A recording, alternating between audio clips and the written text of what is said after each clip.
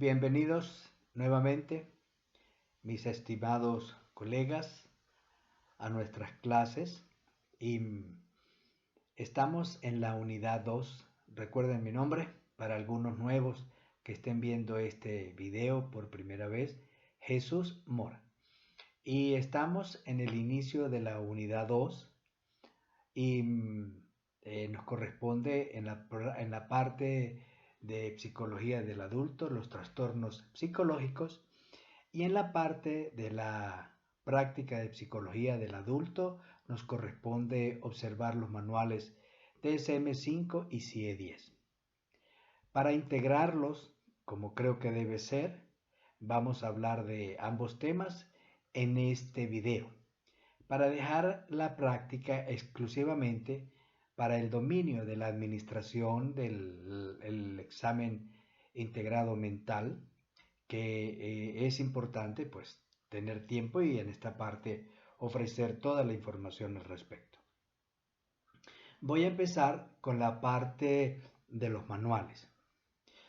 Ustedes ya las conocen, no es la primera vez que van a agarrar un CIE-10 o un DSM-5, ya es trajinado por ustedes y me siento tranquilo de que lo hayan podido hacer. Y yo solamente voy a dar algunos repasos para poder satisfacer el requerimiento académico y entrar después en los trastornos. El DSM-5 al momento y el CIE-10 al momento son los manuales que tenemos en este momento. Son diferentes en su concepción, quizás en su propósito y en sus alcances.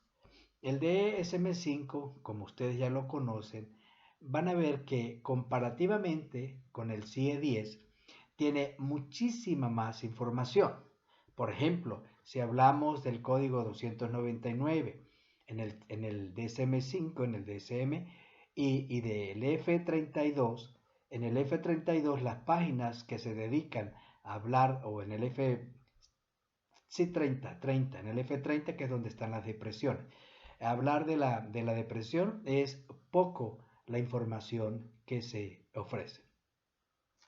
La razón de eso es porque el DSM-5 es más académico, tiene el sentido de enseñar, de recolectar al máximo toda la información pertinente a determinado trastorno y en función de esa información poder agrupar todo lo que sea posible para que sea contemplado desde esa visión más amplia y un poquito, aunque no es el objetivo, como medio multicultural. Hay diferentes regiones en el occidente del mundo que tienen diferentes manifestaciones y entonces eso es importante, se lo van acumulando, tienen los tiempos dedicados a este trastorno, cuáles son los criterios que se dan. Aproximadamente en la depresión los criterios son semejantes, son iguales. La pérdida de la alegría, el ensimismamiento, el enlentecimiento, la pérdida del movimiento diario, el rechazo a los alimentos, la presencia del insomnio, la presencia de algunas ideas suicidas, que es importante en la depresión grave.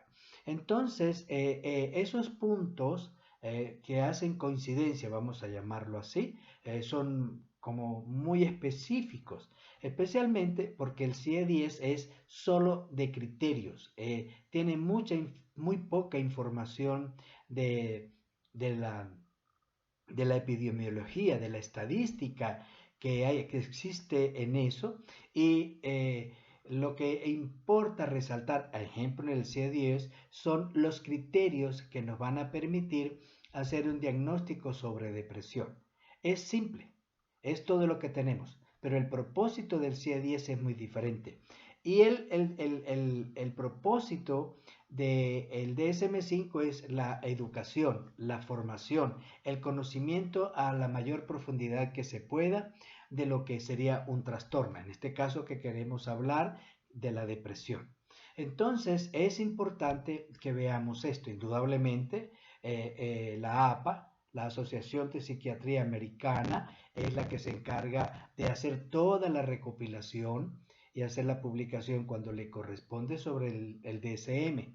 Y la Organización Mundial de la Salud lo hace para el CIE-10.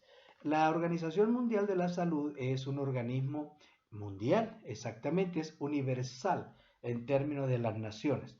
Y entonces ella lo que hace es llevar la epidemiología, es decir, el comportamiento de determinada enfermedad, refiriéndonos a lo biológico, a las enfermedades físicas, y el comportamiento estadístico también de lo que vienen a ser los trastornos. Por eso el CIE-10 abarca todas las enfermedades y hace una parte en la sección B o en la sección quinta para los trastornos mentales. Por eso el CIE-10 es pequeñito en términos de los trastornos y el DSM-5 es un volumen muy grande. Entonces, ¿qué pasa con el CIE-10? El CIE-10 nosotros lo tenemos, por ejemplo, en el hospital, es porque él permite el registro, él obliga al doctor a registrar en función de las categorías asignadas.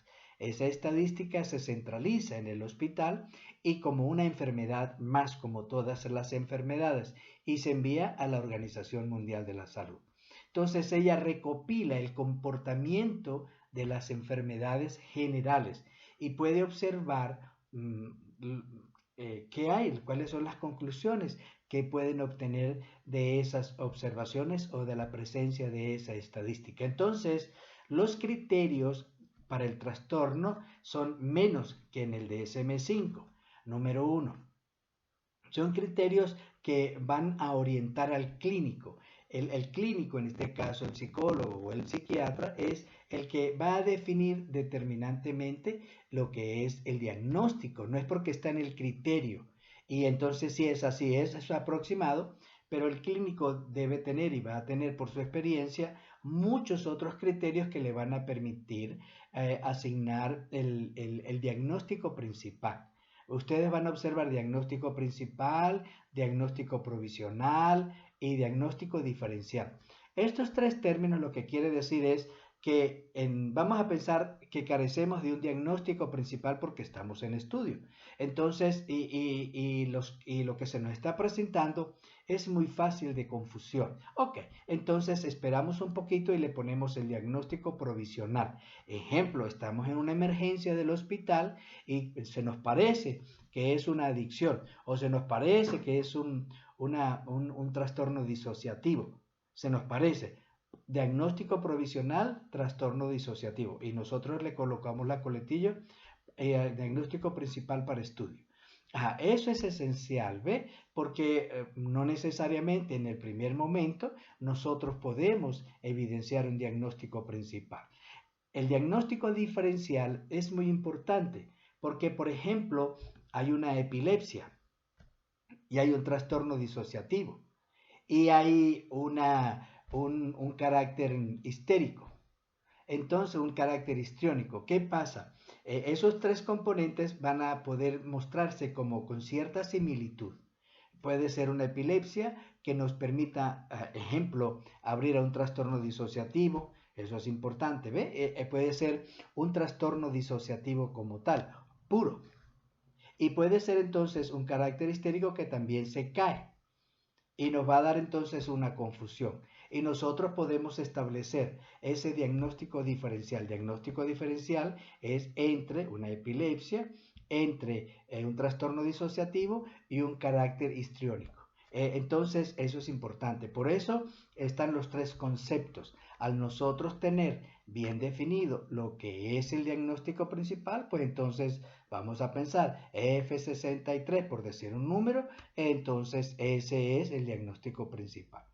Entonces, y después en la historia, pues nosotros describiremos el proceso de llegada al diagnóstico principal para que el otro que lo vaya a leer, de pronto en algún momento cuando yo no esté, tenga conocimiento de lo que hay. Por eso la historia clínica es súper importante, porque ahí se dejan basado todas las palabras que uno escuchó, los discursos, todos los aspectos que en ese momento de la entrevista estaban presentes. y se llegó a tal conclusión. Mañana puede venir el mismo paciente con otra sintomatología y nos puede cambiar el diagnóstico. Eso es posible, porque el trastorno puede evolucionar, no se quede estancado. De pronto podemos pensar que es un trastorno disociativo y resulta que es un trastorno maníaco. Eso igualito, entonces nosotros lo podemos escribir. Lo escribimos, decimos por qué es un trastorno disociativo o por qué es maníaco, etcétera. Hacemos los diagnósticos diferenciales y escribimos todo para que el nuevo tratante o el nuevo psicólogo o el nuevo psiquiatra, después que nos hayamos ido y el paciente sigue con la misma sintomatología, entonces pueda saber si hicimos un mal diagnóstico o lo hicimos muy bien en función de de los síntomas que estaban presentes asociados a los criterios del trastorno. Entonces, estos tres conceptos son importantes para que ustedes puedan tener un poquito de información. Entonces, ambos manuales hablan de los criterios diferenciadores para nosotros poder trabajar. ¿Ve? Entonces, un CIE-10 es mucho más usado en términos para asentar la información que un DSM-5. El DSM-5 lo estudiamos, vemos todas las posibilidades de depresión, vemos todos los estudios, acordamos o disentimos y nosotros después pasamos toda la información con el CIE-10. Esa es la gran diferencia. Entonces, en la Organización Mundial de Salud lo que hacen es estudiar los comportamientos de las enfermedades, todas sin excepción. Mientras que nosotros en el DSM lo que estamos es tratando exclusivamente todos los posibles trastornos, los que existan. Algunos son sin clasificación de una enfermedad, puede resurgir una enfermedad y entonces nosotros tenemos enfermedad no conocida o criterios no conocidos o se me parece a tal cosa. Pero es esencial, ¿ve? Como que para nosotros el estudio del DSM-5 pues indudablemente nos permite obtener mayor información. Por supuesto, entonces, las páginas del C10 pues comparativamente son mínimas y más en el tamaño libro que tenemos, entonces al tamaño manual, que es un libraco enorme, pues indudablemente el acopio de información en el DSM es mucho mayor. Pero sí es necesario tener esos criterios. ¿Ve? Algunas veces no coinciden los criterios entre uno y otro. Hay contradicciones, aún algunas veces hay vacíos. Esto por ahorita no es importante. Lo que nos importa a nosotros es que tenemos que hacer un diagnóstico en el momento oportuno, además con la experiencia clínica, y eso lo tenemos que dejar escrito en la historia.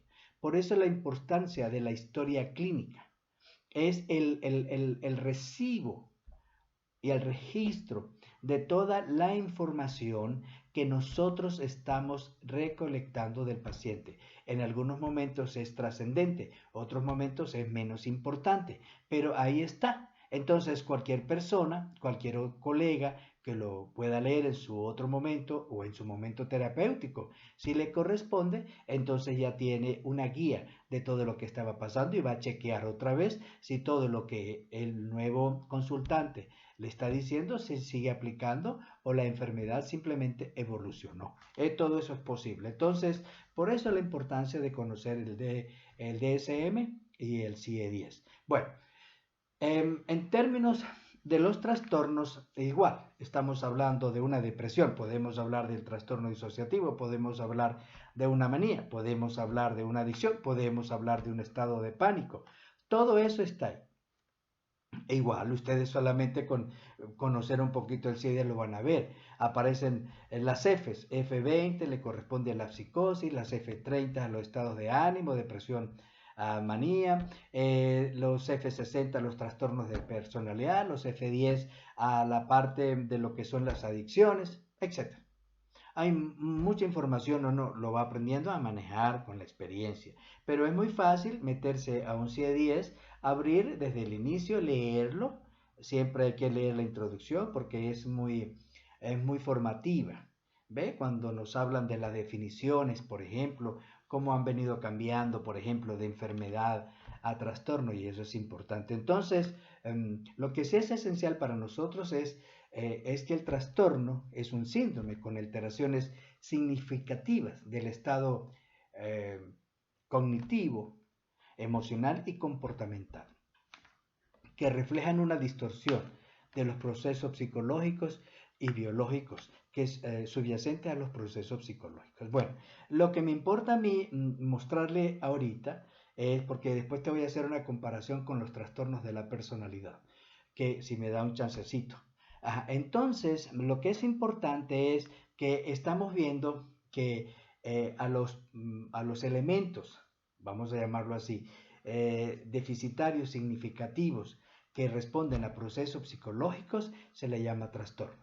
Eso es todo. Entonces, cada vez que nosotros hablamos de una alteración mental, le vamos a decir trastorno y le podemos dar el nombre que le corresponde. Un trastorno depresivo, por decirlo de alguna manera, o un episodio depresivo breve o recurrente.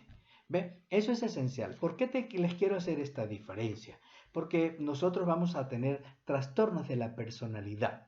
¿Ve? Es diferente estado depresivo breve, por decirlo de alguna manera, a un trastorno de personalidad depresiva.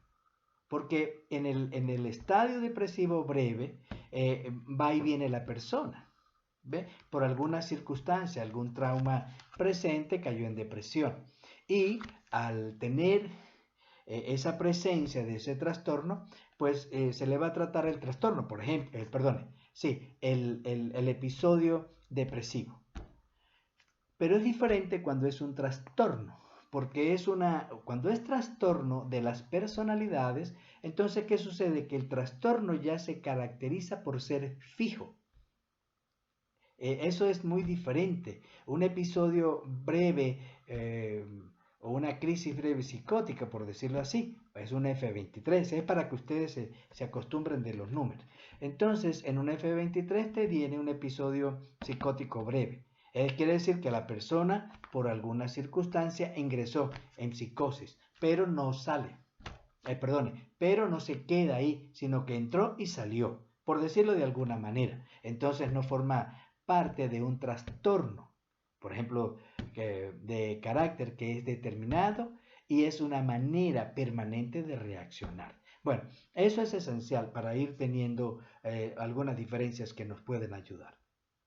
Entonces, los trastornos en el CIE-10 son poquitos, es un grupo pequeño, pero en el DSM es un grupo muy grande, es bastante estudiado. Entonces, pues nosotros lo que hacemos es corresponder.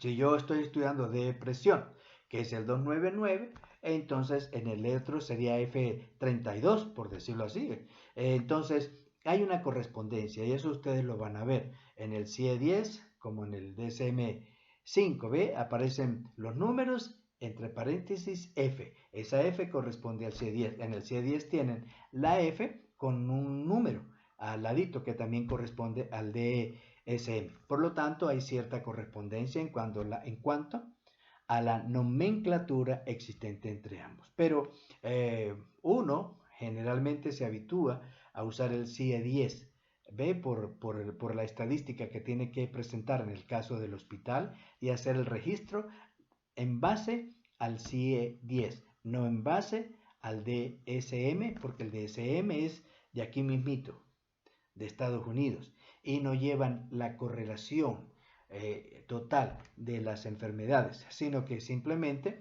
es una investigación permanente sobre todos los trastornos y todo el mundo que quiere tributar y darle información allá, pues la envían y se va trabajando. Bueno, esa es la parte. En cuanto a los trastornos, todos están ahí. Ustedes ya los conocen, pueden observar sus equivalencias y hacer esta clase en repetición. F32 es el 299, F38 es el 230, etc. Eso no nos lleva a mucho porque ustedes lo pueden hacer. Pero sí me quiero basar en algo que me parece que es importante para ustedes para que tengan inicio de conocimiento o tránsito en el conocimiento o aprendizaje. Recuerden, El único modelo que podemos hablar de que puede seguir la taxonomía sugerida por Kraepelin hace unos cuantos años es el psicoanalítico. Y acepta la taxonomía, entonces podemos hablar de un trastorno de personalidad narcisista, que lo usa mucho, o un trastorno depresivo, etc. Eso es esencial. ¿Por qué es importante? Porque en los otros modelos no existe el uso de la taxonomía. Se lo pueden aprender, lo deben saber como profesionales, lo deben saber de su existencia. Por eso en la cátedra está el uso de los manuales y de los trastornos, el conocimiento de los trastornos. Porque imagínese usted que va por el modelo cognitivo, entonces solamente va a haber la distorsión cognitiva, la idea disonante, la idea desgraciada, etc. Entonces no se va a meter, por lo que sería un trastorno obsesivo, o un episodio obsesivo breve, o un trastorno de carácter obsesivo. Entonces, ¿qué es lo que me interesa a mí? Es decir, mire, jóvenes, el enriquecimiento clínico es muy importante. ¿Por qué es importante? Porque estamos tratando de conocer el trastorno como tal, por un lado. El trastorno depresivo, que para no salirme del tema por los tiempos que cargamos aquí en la computadora. El trastorno depresivo, ¿qué es una depresión? Bueno, entonces una depresión es una ausencia de motilidad comparada con la normal, la presencia de una alta tristeza, la introversión de la persona, el no querer hablar, la dificultad que tiene para dormir, la pérdida de deseos de alimentarse, el rechazo a la sociabilización, pensamientos lentos. Está bien, esa es la definición de los criterios. Y muy probable la sintomatología le corresponde.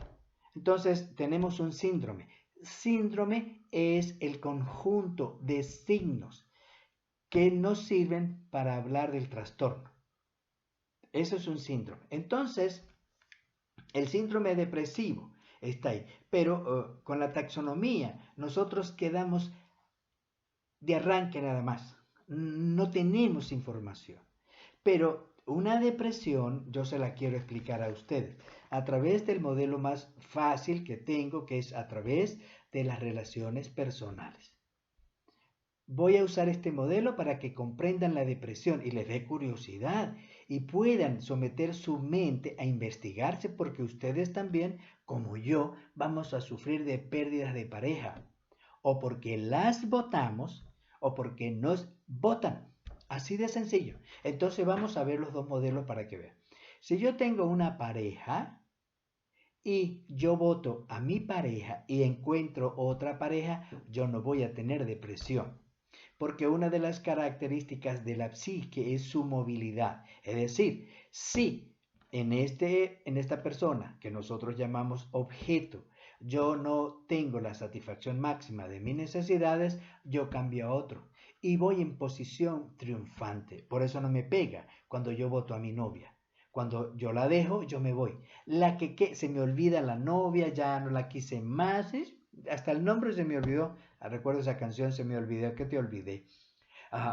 Entonces, uno se olvida hasta de la pareja, no, ni se recuerda. Dices, no, si con la nueva novia que tengo yo está, o con el nuevo novio que tengo, esto es una maravilla, qué excelente, gracias a Dios que me dejé de la otra. Sin embargo, para la persona que queda botada, que esa es la palabra, la voy a usar con fuerza y así horrible, porque es horrible. A la persona que queda botada le quedan muchos problemas en la mente. Y yo les voy a explicar este comportamiento de los problemas que empiezan a suscitarse en la mente. Ustedes pueden tener las diferencias. Despreocúpense por eso. Es una manera de yo conversar con ustedes. Entonces, uno no puede cambiar de objeto. Se queda ensimismada, porque todo ese cariño que tenía por esa persona y todas esas bravuras que tenía guardadas por esa persona, cuando se da el corte, el cariño se transforma en ira emocionalmente. A través, diríamos con Freud, el instinto de vida se transforma, porque esa es una capacidad de los instintos, en instinto tanático, en instinto de muerte, donde hay pura agresión.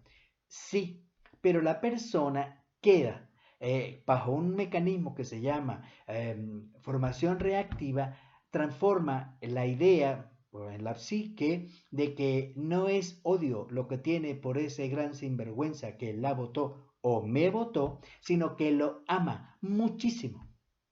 Entonces, el odio reactivamente se transforma en la idea, en la necesidad grandísima de ese novio que ahora ama muchísimo más que antes, o de esa novia en mi caso, que amo tanto, tanto que no me puedo despegar. Y entonces uno dice, ay, la amo muchísimo. Yo, señor doctor, señorita doctora, yo lo que quiero es que usted me traiga a la muchacha. Haga lo posible, yo le pago, lo que sea, pero tráigame a la muchacha, que es lo máximo que yo tengo y la voy a amar enormemente. Bueno, en mi caso, indudablemente esa omnipotencia no la tengo y le digo, pues no puedo. Hay otras cosas que sí voy a poder hacer, pero quiero explicarles aquí el trastorno, pues el episodio grave para que lo vean. Entonces, ¿qué sucede? Que mis deseos racionales son de puro amor. Pero si yo creo en el inconsciente, donde está el amor, en su opuesto está el odio. En el opuesto se viene el inconsciente. Entonces yo sé que esta jovencita, joven o varón, voy a hablar de la jovencita un ratito. Entonces esta jovencita odia a su amigo. Lo odia. Número dos, no quiere comer más. Claro que se va a comer semejante porquería. Entonces, los síntomas o los signos del odio empiezan a aparecer. No me quiero comer esa porquería. ¿Para qué la vida mía no vale la pena? Si no vale la pena, aparece la idea suicida. Por eso es importante en el cuestionamiento, en la entrevista integral. Cuénteme de su pareja. Ve porque va a decir que tiene mucho amor y lo que tiene es mucho odio. Está en el inconsciente. Va a decir que lo quiere mucho y lo que quiere es matarlo. Número dos. Y como es muy horrible pensar que lo quiero matar porque si lo mato y botada, no, o botado quedó peor. Entonces, eso se llama el principio del placer en Freud. El principio del placer lo que quiere decir es que yo prefiero callarme lo que tenga que decir para evitarme el despido directo de esa persona. Entonces, tengo el placer de aguantármelo y de guardarlo, decirle que lo odio, entonces no se lo voy a decir, sino se lo voy a transformar en te amo y te necesito muchísimo. Y como el amor cuando existe de verdad es muy amplio, realmente tiene muchas características de amplitud, pero el odio es muy estrecho. Entonces, por eso la mente queda estrechamente ligada a esa persona con los pensamientos que quiere en su mente, que es matarse, pero a usted no se lo va a decir. Es decir, le va a decir es, lo quiero mucho, la quiero mucho, es lo máximo, yo lo que quiero es que esa persona venga, hago todo lo que sea posible por ella, etcétera, etcétera. La amo mucho, pero las partes de la falla se las niega. Esas partes de la falla, en el criterio de ustedes el super yo, en el criterio mío el ello, entonces el ello te empieza a castigar. Es decir, cada vez que usted genera una insatisfacción con el objeto externo y se guarda ese odio, me lo llevas al inconsciente, allá está el ello o el super yo, y allá entonces los dos empiezan a pelear. Y el ello, que tiene fuerza, te ejecuta el odio en ti y te empieza a hacer sufrir con las ideas suicidas y te empieza a hacer sufrir con la enfermedad o con cualquier alteración psíquica que usted pueda tener. Entonces, la depresión lo que tiene es odio puro contra el objeto que votó al sujeto. Esa es la depresión. Entonces, vamos a pensar, crean un poquito en mí que yo soy capaz de sacar la depresión. Cualquier metodología va a ser capaz de sacar al sujeto, al paciente o al cliente, el consultante, lo va a sacar de la depresión, no importa. Sí lo va a hacer. El problema principal es que el paciente quiera. Y es aquí donde está el problema, sin excepción. para todas las corrientes. Por eso ustedes siempre escuchan en cualquiera de las corrientes la adhesión del paciente, hay que buscar la adhesión del paciente, hay que buscar la adhesión del paciente. No, no, porque el paciente, nosotros como consultantes, estamos a la disposición del consultante, nosotros como consultor, estamos a la disposición del consultante siempre y cuando él quiera. Si él no lo quiere, nosotros nos vamos a fregar, porque él no nos va a dar el espacio para ingresar a su mente. Yo le voy a decir, mire señora, podemos hacer un reconocimiento de la rabia que tiene usted con ese muchacho. Yo rabia, nunca, tú estás equivocado, doctor. Yo no, lo que siento es el amor puro por ese hombre. Es un hombre súper especial y lo amo. Ah, bueno, pero hay algunas maneras de poderlo ver de otra forma. A ver si hay alguna rabia porque la votó y mire, se fue con otra persona y es más joven que usted, es muy doloroso. No, no, no, yo lo que hago es que lo amo. El amor mío está como debe ser, recto, creo en Dios. Y entonces yo se lo dejo a Dios para que Dios se encargue, porque el amor mío es muy alto. Yo además soy muy religiosa y creo mucho en Dios, cualquiera que sea el Dios. ¿Ve? Y amo todo. Además mis sentimientos de odio están cancelados, transmutados, son del pasado y pisados. Como están pisados, entonces no tengo nada más que hacer. Ni ustedes en su modelo, ni yo lo voy a poder lograr. ¿Ve? Entonces, con eso me meto en otro problema que siempre les quiero enseñar a ustedes. Tenemos dos opuestos muy grandes. Lo van a observar algún día. Aquellos consultantes que vienen con un engreimiento muy grande sobre lo que es su personalidad. Generalmente se llaman personalidades de tipo narcisista. Con esto me meto a un tema que se llama tipos de personalidad, que es importante que ustedes lo estudien, apréndanse los jóvenes. En el CIE-10 o en el DSM-5 lo tenemos como trastornos de personalidad. Ahí están todos los síntomas, pues le quitan la virulencia, la fuerza que tiene cada criterio y entonces ustedes van a tener un tipo de personalidad. Esto es esencial porque al llegar a la consulta a su amigo, a su amiga, a su novia y a su novia, ustedes le estudian la personalidad y saben por dónde va. Y también saben la suya, saben lo que quieren, entonces saben cómo pueden complementar sus personalidades. Y ya se los voy a mostrar. Entonces, estudiense los tipos de personalidad, porque es muy importante. Bueno, desde mi punto de vista, yo veo una personalidad y le sé todo lo que me va a decir. No por los tipos de pensamiento, que es la forma, sino por la esencia de su manera de ser, porque es rígida. Recuerden, es una personalidad, está de alguna manera ya formada y se va a presentar siempre de la misma manera. Entonces, al presentarse siempre de la misma manera, pues yo la puedo conocer. Es predecible. Y eso es esencial entonces con los tipos de personalidad. Son poquitos. Vamos a ver si me recuerdo un tipo de personalidad narcisista hasta el que lo quite el DSM-5 o el CIE-10 porque ella responde también a ciertas presiones de tipo político y la personalidad narcisista es muy problemática dentro de la política. Es muy peligroso. Recuerda, la personalidad um, narcisista es aquella que siempre está buscando y mostrándose como el mejor de todos, el más grande, el más importante y el otro no sirve para nada. Ustedes lo tienen con mucha facilidad en su comunidad académica. Entonces, eso es uno, ¿ve? Está vamos a ver, la personalidad esquizoide, es esa personalidad más introvertida, más serenita, quietecita, como muy investigativa, muy estudiadita, pero siempre anda solo y tiene problemas con las relaciones de tipo personal. Es un poquito miedosito. Se ve fuerte en apariencia o puede sacar disparos de agresión, pero es muy tímido. Bueno, ejemplo, está la personalidad esquizoide, esquizotípica, que va por el mismo lado, ¿ve? Pero las ideas son más fuertes, son como más, este, uh, más diferentes todas las ideas que pueden tener. Piensan de manera muy particular. Algunos los asocian, por ejemplo, con escaladores de las montañas, por decir.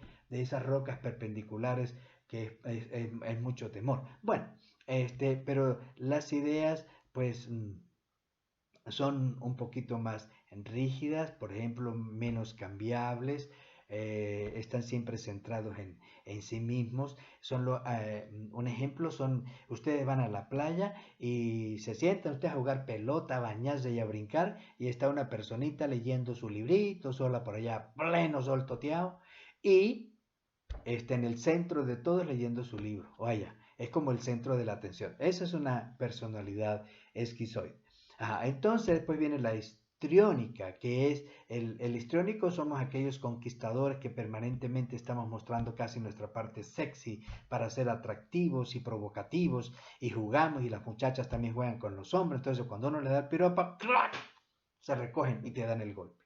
Bueno, para que lo vean de esa manera, entonces siempre estamos, los que somos histriónicos, medio esteroides, entonces siempre estamos en posición de conquista de las otras personas. Por ejemplo, la personalidad sociopática, si ustedes no se la conocen, van a llevar totazo parejo. Esa la tienen alrededor todo el tiempo.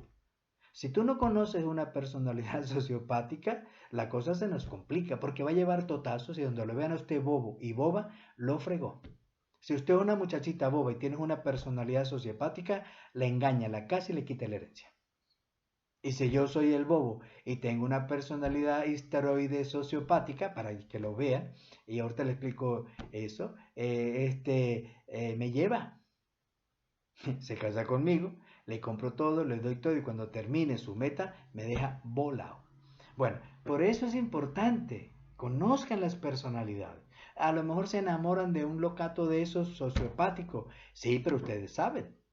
Y poco a poco, con sus asesorías correspondientes, pueden salirse del totazo, porque le va a ir muy mal. Entonces, mira la importancia de conocer los tipos de personalidad, el tipo de personalidad obsesiva. ¿Ve? Existen otras maneras. Un obsesivo se liga, un obsesivo, recuérdense, son las ideas fijas, ideas constantes, siempre está meditativo, luchando con su idea, etcétera. Muy limpiecito, muy ordenadito, etcétera. ¿Chévere? O sea, somos ordenaditos, para ponerlo de alguna manera, pero viene una histérica, un histérico, un sociopático y nos vuelve trizas. Porque como yo soy tan rigidito, tan comportadito, tan cronometradito, tan ordenadito, cuando veo una histérica me pone la vida animada y me saca el ánimo y me vuelvo loco y me tengo que casar.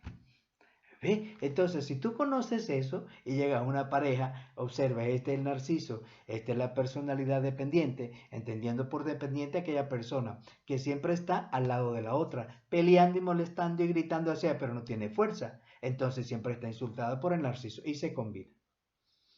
Y eso ustedes lo van a poder observar en las entrevistas de pareja. Mira lo importante que es esto. Y van a observar con todo este tipo de personalidades un núcleo, yo lo llamo así. Es una manera de poder yo agilizarme, gerenciar lo que es la consulta. ¿Ve? Es importante. Veo, yo lo identifico así. Es una persona que es la superior. No me importa el tipo de personalidad, es un núcleo. Es una manera mediante el cual su personalidad se expresa como superior. Y hay otro núcleo que es el dependiente, mediante el cual ese tipo de personalidad, cualquiera que sea, se sujeta al superior. Y eso es más importante que los tipos de personalidad, porque inmediatamente vas a entender la relación que existe en la pareja y cuál es la causa del problema. Entonces, en una entrevista, con este conocimiento, ustedes hacen maravillas y le toma 5 minutos. Eso es esencial. ¿Ven? Ok, ya habiéndole dado este recorrido a través de los trastornos, sigo con el depresivo. ¿Qué pasa con el depresivo? Es que va a negar todo ese elemento doloroso que tiene. El odio, el odio es una máscara para el dolor. El dolor se oculta detrás del odio. El odio se oculta detrás de lo amo mucho.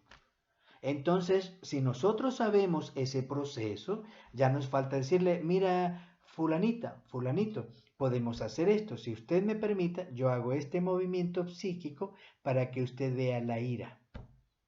Vamos a pensar que la persona, sí, doctor, ayúdeme, estoy, bueno, vamos a hacer. Entonces cada uno aplica su técnica terapéutica para ayudar a la persona a salir de su amor falso, odio verdadero, pero lo más verdadero es el dolor.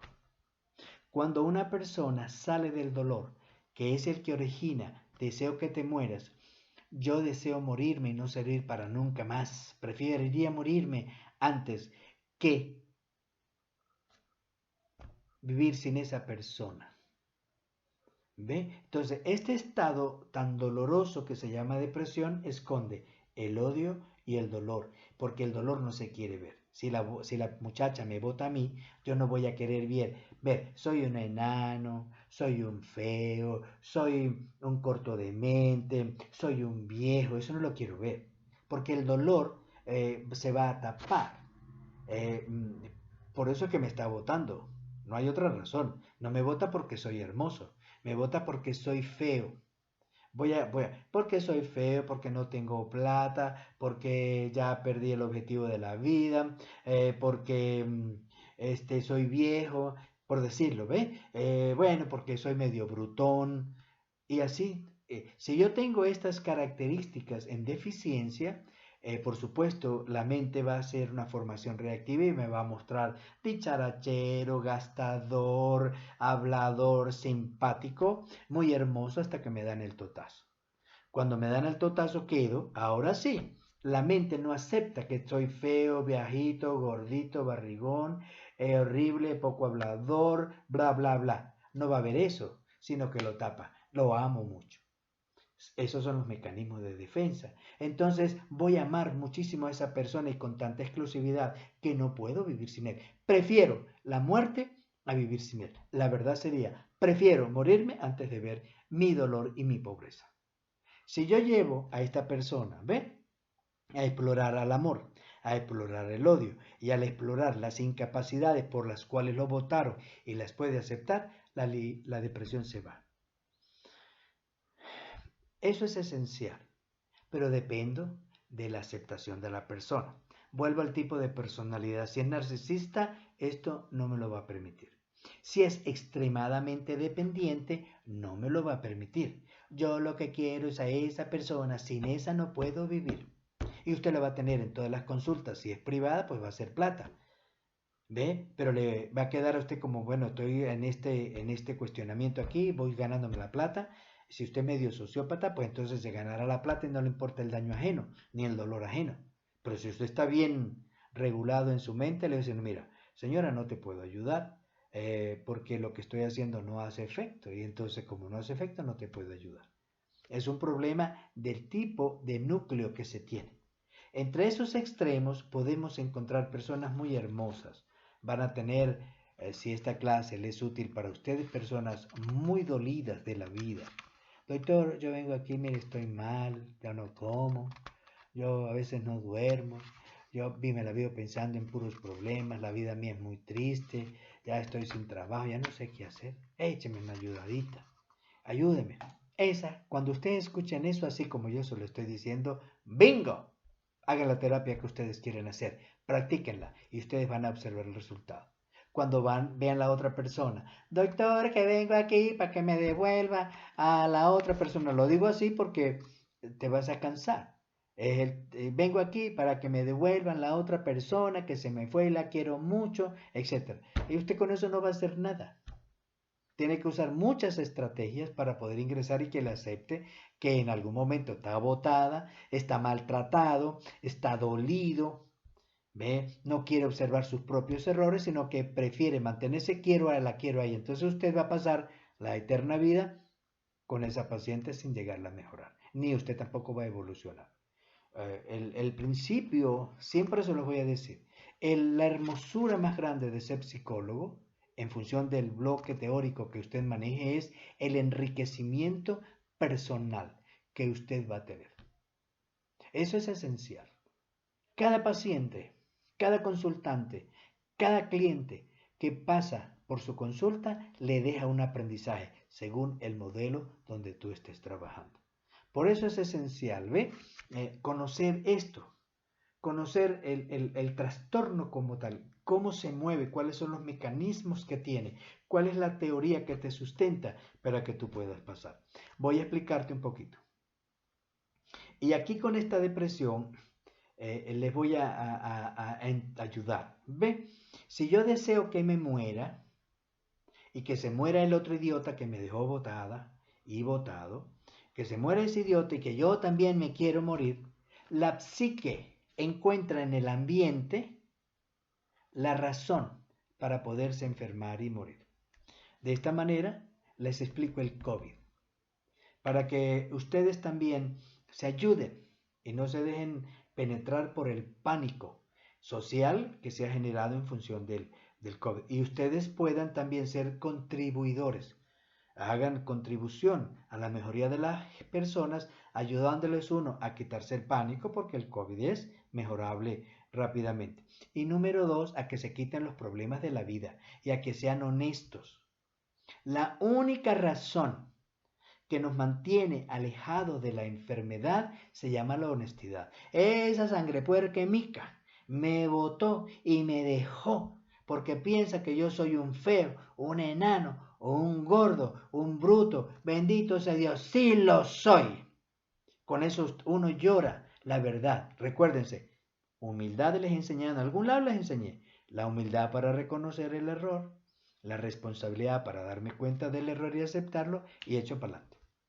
Cuando no tenemos estos ingredientes, nosotros nos enfermamos de COVID. Cuando una persona se enferma de COVID es porque está rechazando todas las verdades y prefiere morirse. Y tenemos los medios para ayudarla, pero son núcleos narcisistas y no permiten la ayuda. Porque, doctor, yo estoy enfermo, ya no tengo COVID, yo quiero salir adelante. Ay, ¿qué quiere usted? Yo quiero vivir. Pero dentro, ya nosotros sabemos que me está diciendo, yo quiero morir. Porque esa belleza que tiene de querer vivir me está demostrando que no lo quiere hacer, porque no quiere soltar el conflicto que tiene adentro, sino prefiere quedarse, yo quiero morir, pero en apariencia buscan la ayuda para querer vivir y ni siquiera la medicina lo tiene. Entonces, de esta manera quiero mostrarles, como siempre lo he querido, miren muchachos, los fenómenos psíquicos se dan así. Y les dije el concepto de trastorno porque me pareció que si ustedes lo leen palabra por palabra, yo le pidiera a usted, compáralo con el modelo biopsicosocial. ¿Qué te está diciendo este trastorno del modelo biopsicosocial cuando te está dejando con los elementos psicológicos de primero? Habla de trastorno de los elementos biológicos, primero psicológicos, biológicos y del desarrollo. Imagínense usted. El desarrollo comprende también a la psique y comprende también a lo biológico, porque son momentos por los cuales se va pasando. Son elementos de evolución, tanto psicológico como fisiológico, como en la función biológica. Y los colocan también, aquí es una redundancia. Entonces es importante, ¿ve? Observe los conceptos, cómo dan y cómo nos dejan también centrados en el elemento de funciones psicológicas, subyacentes a funciones psicológicas, porque es esencial, es muy esencial que ustedes comprendan con esta corta charla que les he dado a eso, cómo son los trastornos psicológicos, cómo una depresión que contiene un deseo de muerte, lo agarra de cualquier lado. Y como este es de moda y está ahí, entonces agarramos al COVID. Pero no agarramos al chikungunya, ya pasó de moda. O al otro zancudo que vino también por un tiempo y ya se acabó, ya eso no hay, esa no existe. La más inmediata es el COVID porque es el que nos mata. El COVID no mata gente. El COVID lo que hace es por el pánico. Entonces es un pánico. Primero es una depresión que se transforma en pánico. Ese es un trastorno de pánico a la muerte que ya desea por dentro. Y con el núcleo narcisista, él no va a permitir o ella no van a permitir la ayuda y tú vas a fracasar. No por ignorante, sino por la falla del consultante que te va a impedir hacer tu práctica honestamente como debe ser. Si tú eres recto, sabes que lo puedes hacer y lo vas a comprobar en otras personas que te lo permitan hacer y lo vas a hacer muy bien, con excelencia. Y esto es importante que ustedes lo tengan, porque un fracaso no quiere decir ignorancia. Hay muchos factores, le estoy dando dos. La persona, el núcleo narcisista, el núcleo dependiente te lleva al fracaso. El núcleo propio de aquellas personas que vienen a tu consulta a pedirte la ayuda con el dolor que tienen en el alma porque no saben qué hacer con tanto sufrimiento, esas son excelentes personas para ayudar. Bueno, entonces, con esta clase que les he querido mostrar, les quiero hablar de los trastornos emocionales. Todos tienen dinámica. Si hablamos de adicción, ustedes van a tener una dinámica en la adicción y van a observar esos procesos. Mire, ya les enseñé, ¿verdad? Tienen depresión. Obsérvenlo en las personas que ustedes entrevistan, con las que hablan, con los que tienen COVID, con los que lo han tenido y han superado. Y verán, ¿por qué les queda a la gente que superó el COVID problemas? Porque se mejora el cuerpo está bien, porque él va a resolver, pero las ideas suicidas quedan. El trauma psicológico de la depresión, o en este caso de la separación, si es lo que, no es, lo que es pertinente, queda. Y quedo dolido porque la muchacha está con el otro. ¿Ve? Y la veo por allá que está cerca, que es una vecina, y la veo y anda con el otro. Yo quedo tocado. Y ahí es donde está el problema del COVID. Bueno, con esto les muestro una, un trastorno previo que no conoces, cómo te lleva a la enfermedad. Y el modelo biopsicosocial atiende a la enfermedad, pero la causa es psíquica. Y es lo que les quiero dejar a ustedes como colegas. Piensen como psicólogos. Piensen en la psique, piensen en la profundidad que ella tiene. Busquen la profundidad y conocerán la sabiduría. Muchísimas gracias y hasta nuestra próxima conversación.